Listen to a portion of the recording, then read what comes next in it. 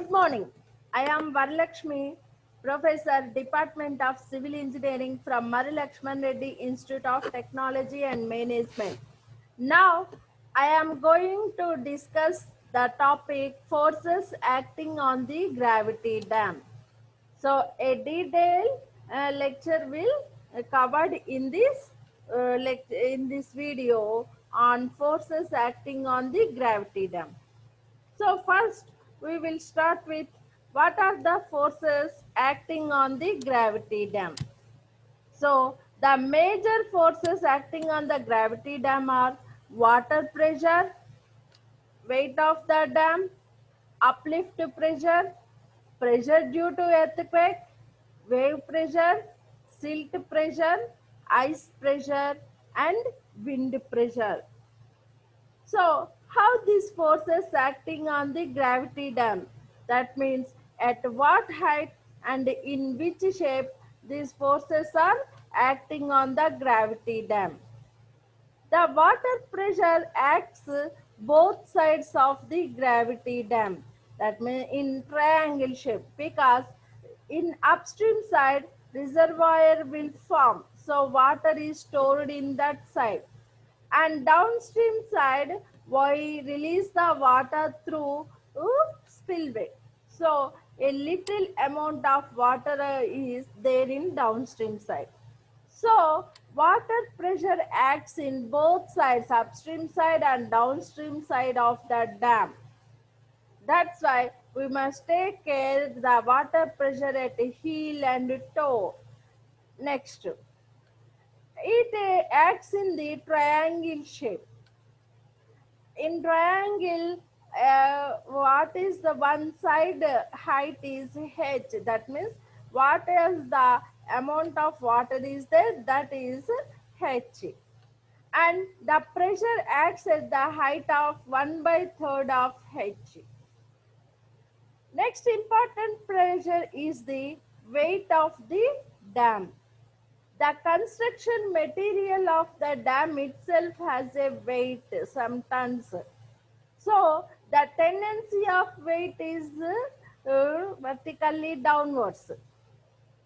Automatically weight of the dam acts vertically downwards because due to the gravitational force. Next important force is uplift pressure. Uplift pressure acts down of the dam because uplift pressure has tendency to lift the dam. So the uplift pressure is formed at base of the dam. Base of the dam. What is the length, basement length of the dam? The uplift pressure also same length. So uplift pressure tendency to lift the dam. That means the force acting vertically upward direction. Next important one is the pressure due to earthquake or hydrodynamic pressure. It acts on the upstream side in triangle shape with little modification as a curve in the top. Okay. Next important pressure is silt pressure. Silt pressure also acts on the upstream side because silt is formed in the reservoir only. So silt pressure is in the upstream side in the shape of triangle. Wave pressure will form at top of the water because waves generated at top of the water. So wave pressure acts top of the water. All these forces except weight of dam and uplift pressure, the remaining forces acts horizontally to the dam. So these are the forces directions. We will start with hydrostatic pressure. So first we will start with hydrostatic pressure. Hydrostatic pressure or water pressure is the major external force acting on the dam. So water pressure is the major force in the dam. When the upstream face of the dam is vertical, the water pressure acts horizontally. The water pressure acts in horizontal direction to the dam as shown in figure. The intensity of pressure varies triangularly with zero intensity at the surface to a value WH at any depth H below the water surface. So the pressure varies in the shape of triangle. The zero intense with 0 at the top and highest WH at the bottom. That means in this figure, the shape of the water pressure is triangle. P represents the triangle shape. In triangle shape, top of the shape is where the top is 0. The pressure acting at the top is 0. And the pressure acting at the bottom is the width, weight of the pressure, weight of water into H. This what is the height of water. H means height of the water present in the dam. If 100 meters height is there, we will take 100. If 90 meters height is there, we will take 90. So that into weight of water. Okay. So that is the intensity of water pressure. Next, when the upstream face is partly vertical and partly inclined, then the resultant water pressure can be resolved into two components, horizontal component and vertical component. When the upstream face of the dam is partly vertical, that means we constructed in arc dams all in different shapes. Arc dams is round, buttress dams also some round curve shape.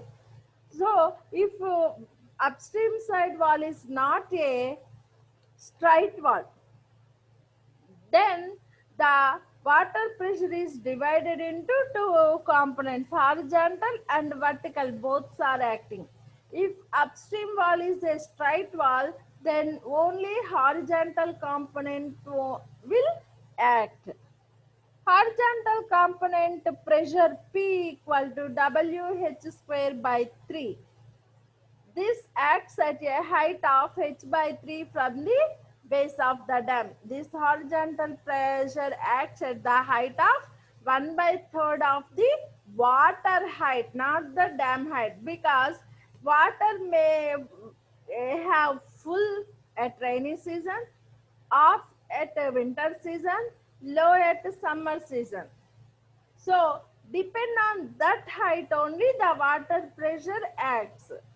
So, h by 3 height, where h is the water height at that particular instant. If the water has a full 100 tm, 100 meters height, we must consider 100 by 3. In winter season, that 100 is decreased to 50. Then the water pressure is 50 by 3. Okay. Vertical component PWV equal to weight of water contained by column AACB and acting at the center of gravity of the area. Automatically always vertical force at center of gravity. So weight of water contained in the reservoir into that reservoir water volume, that is the vertical weight. So the distribution of water pressure is, this is the h is the height of water and h by 3 is the force acting at the height of h by 3. And what is the weight of water? PW.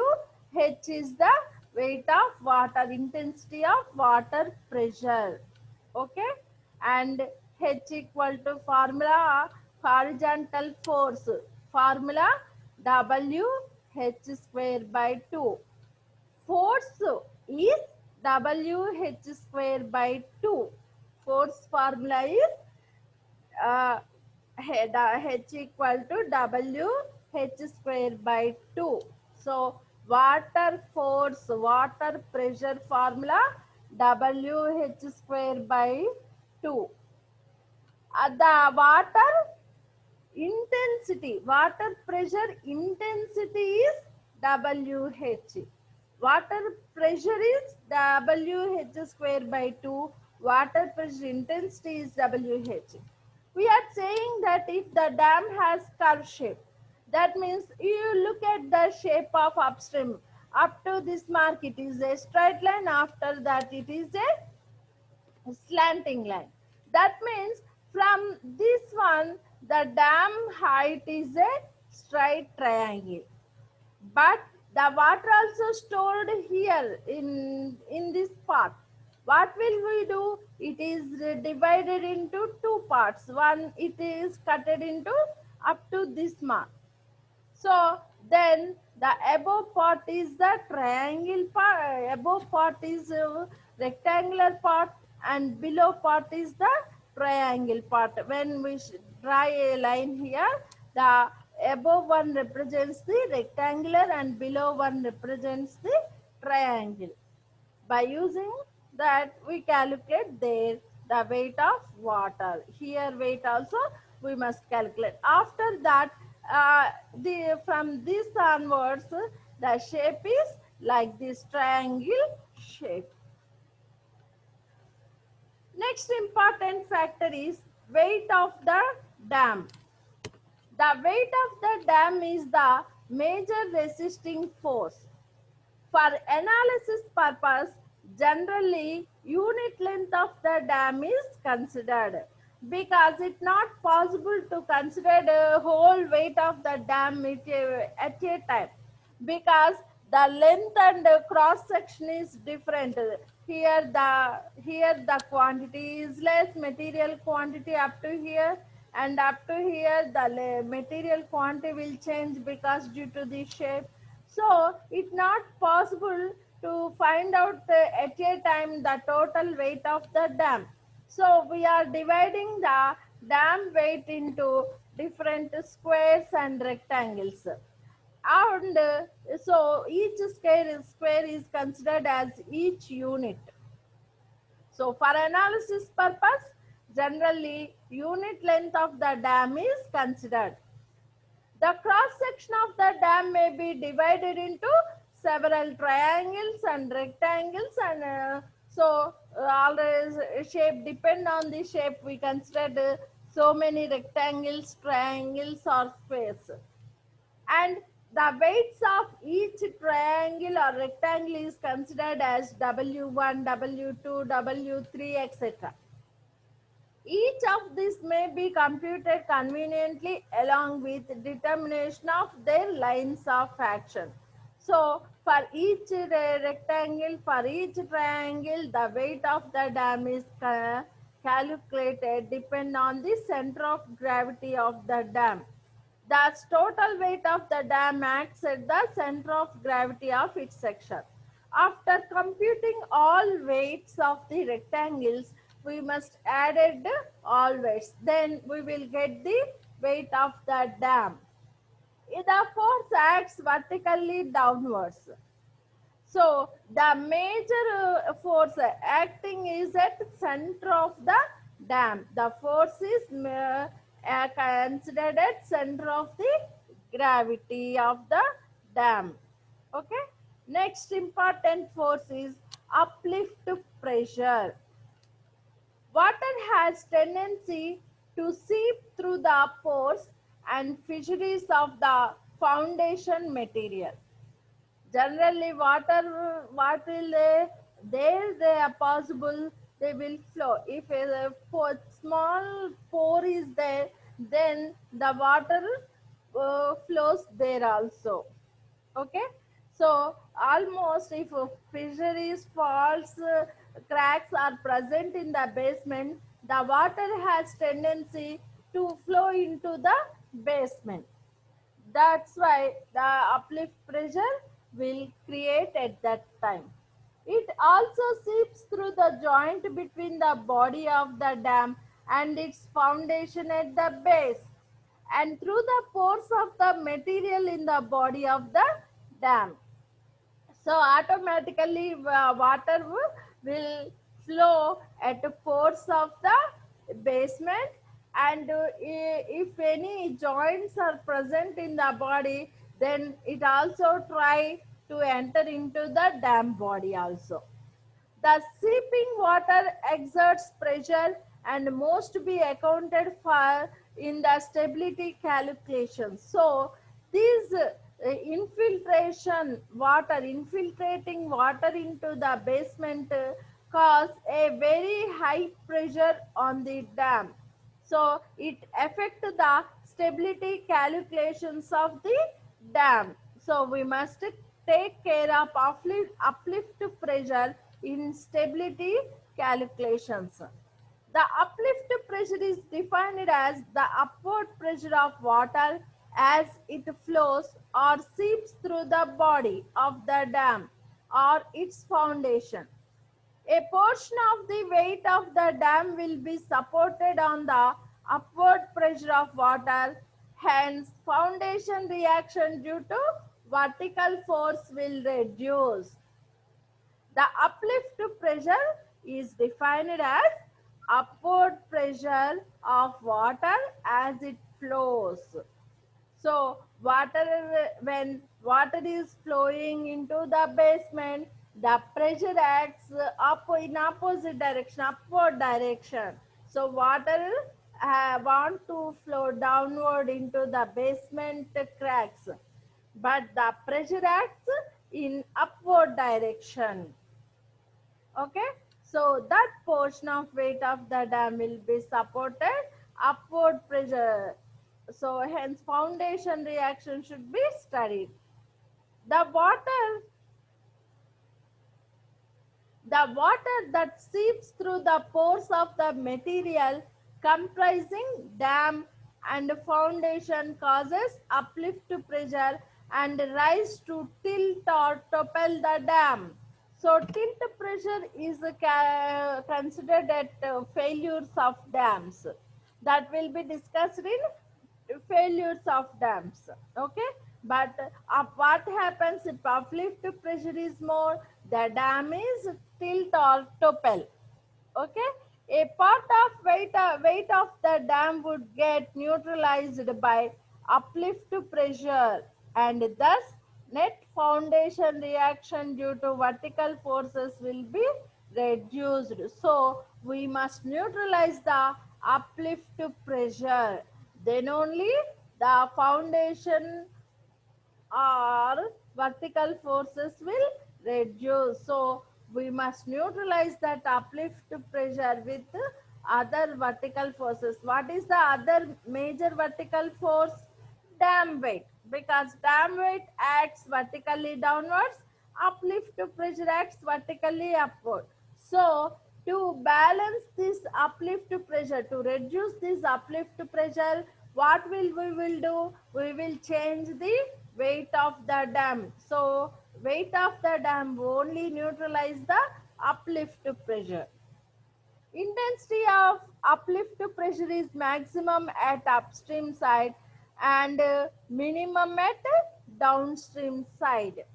So this uplift pressure is maximum at upstream side, that means reservoir side, and minimum at downstream side. As some water can see into the concrete dam also, the uplift pressure may occur anywhere in the dam also. So dam not only upstream and downstream, in basement at any part the upstream pressure may act. It is very difficult to find out the value of uplift pressure accurately.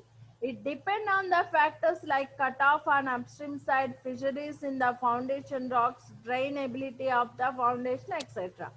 So uplift pressure is not the same at the all place. not same at all place. It depends on the shape of the dam, weight of the dam. If galleries are present, the shape is different. If galleries are absent, the upstream uplift pressure shape is changed. So it depends on the shape and weight of the dam. According to USBR, intensity of uplift pressure at a downstream toe and upstream heel is taken equal to hydrostatic pressure of water. The variation of uplift pressure from heel to toe is linear or straight line. So at the basement, thus shows a straight line. So in this, at the basement, the pressure is a straight line, but in upstream side it acts very much high, and at the downstream side it is low. So the more pressure, more uplift pressure is observed at upstream side, and less pressure is observed at downstream side.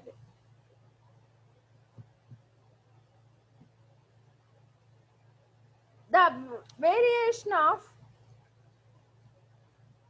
uplift pressure from heel to toe is linear or straight line.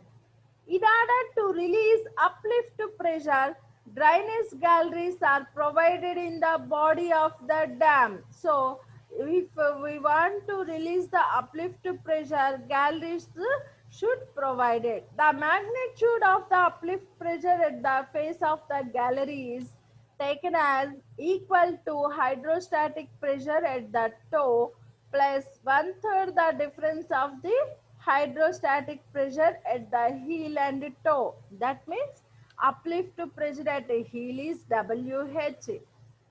Uplift pressure at toe is WH dash. Then uplift pressure at gallery is W into H plus 1 by 3 H into H dash, H minus H dash.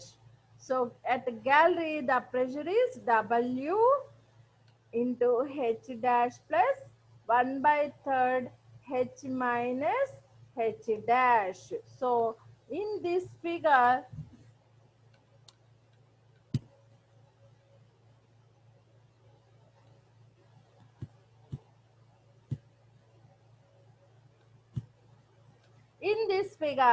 here the pressure is WH. We are always saying at reservoir side the height H and downstream side height H dash. So this side upstream side uplift pressure WH, and downstream side uplift pressure WH dash, and here the curve is there.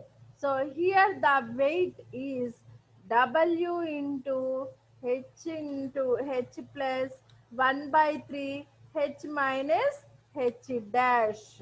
So here, so WH dash, pressure A, G, this is G. So here WH, WH dash, W into H minus 1 by third of H minus H dash. So these are the three formulas used at three places to calculate the uplift pressure.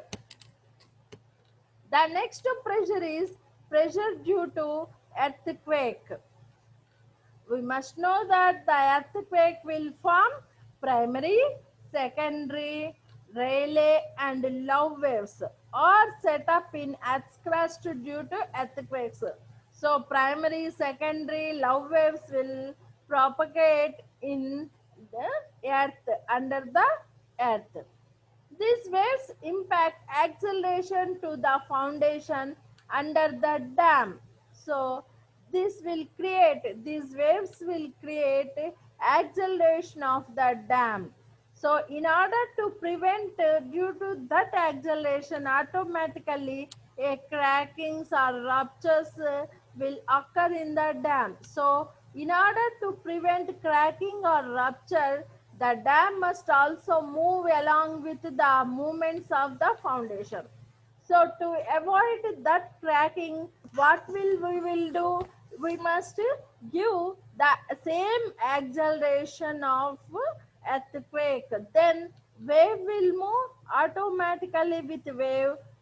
The dam also will move. If both velocity is coincide, then automatically what will happen? The damage is less. So we must give the same acceleration to the dam also. The acceleration generated due to earthquake develops inertia force in the dam, due to which stresses are first induced in lower layers and then in the whole of the dam. So first when the earth waves are generated and propagate below the dam, automatically what will happen? The inertia force is acting on the dam, due to the stresses forming of due to inertia force, automatically the stresses will form on the lower layers. That means first at the basement layers, then automatically it take whole dam. The earthquake waves cannot travel in any direction. Earthquake waves will travel only in forward direction, not in backward or in any other direction. They are, however, resolved in vertical and horizontal direction. So wave will form in curve shape. So we must take considered in horizontal and vertical direction, but earthquakes will form in forward direction only. Next, effect of horizontal. The first effect in horizontal direction. First, we will concentrate on effect on horizontal direction. Two forces are developed due to horizontal effect of acceleration. They are inertia force in dam, hydrodynamic pressure of water. First one is inertia force, second one is hydrodynamic pressure of water. So dam inertia force, water pressure. These both are affect the earthquake pressure intensity. First, inertia force. Inertia force is equal to the product of the mass of the dam and the acceleration. F force equal to, we must know that F equal to ma, mass into acceleration, where F is inertia force, W weight of dam, alpha acceleration coefficient, G acceleration due to gravity. Then automatically mass W by G, that is an acceleration uh, alpha into G. Then F equal to mass W by G into alpha by G, that is W alpha. So force equal to W alpha. What is the W? W is the weight of the dam. Alpha is the acceleration coefficient. Alpha is the acceleration coefficient. coefficient. W is the weight of the dam. Okay. So inertia force acts in a direction opposite to the acceleration imparted by earthquake forces. This force should be considered at the center of gravity of the mass, regardless of the shape of the cross section, and acts horizontally downwards. So this inertia force acts at the center of gravity. The shape and cross section is nothing matter in the earthquake pressure. So it acts at a horizontal direction at down of the dam. So the force acting in horizontal direction at the basement of the dam. Okay. Next, hence unit weight of the dam and water get altered as flows due to vertical acceleration. So water will alter. The water is height is not constant; it alternating. So in vertical direction, dam material and water weight both are considered. For dam material, W into 1 plus or minus alpha. For water also, weight of the dam into 1 plus or minus alpha, where W is unit weight of dam material, alpha is acceleration. Next, the earthquake wave may travel at any inclination through the foundation. It is usual to consider a vertical and horizontal acceleration acting separately. Theoretically, calculations indicate that the distribution of hydrodynamic pressure due to an earthquake on the upstream face of dam is nearly parabolic. So, the shape of the earthquake pressure is the parabolic shape. Okay, so in first diagram, we are seeing that this PE represents the earthquake pressure. So that is in the parabolic shape. The PE pressure is in parabolic shape. The following formula of USBR may be used to calculate pressure intensity due to earthquake. PE equal to C alpha WH. So to calculate pressure intensity, PE equal to C alpha WH is utilized.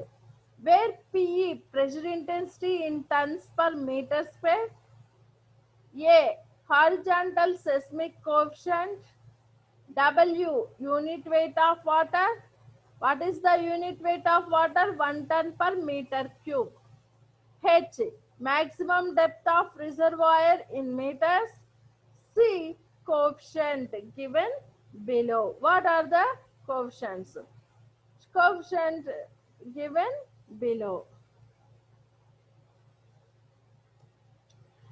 Z depth from the moment PME. Next we will calculate moments. Up to this we are calculating the forces. Next moment. The moment ME about the plane up to which pressure is taken is given by ME equal to 0.299 PEZ square. What is the PEZ? PE equal to 0.726 PEZ. Z is depth in meter from top of reservoir to the point under consideration. Cm depends on upstream slope and is the value is 0.73 into theta by 90. Q angle of degrees, the total pressure PE on the portion of dam up to depth Z is PE 0.726 PEZ. Then after getting the pressure PE, what is the pressure? Hydrostatic pressure 0.726 PEZ. After getting the PEZ, we will calculate the moment. Moment is 0.299 PEZ square. So moment and pressure both are calculating. A horizontal acceleration towards the reservoir causes a momentary increase in water pressure. As the foundation and dam accelerate towards the reservoir and the water resists the movement owing to its inertia. Thus, the force is taken acting in the opposite direction of the earthquake acceleration.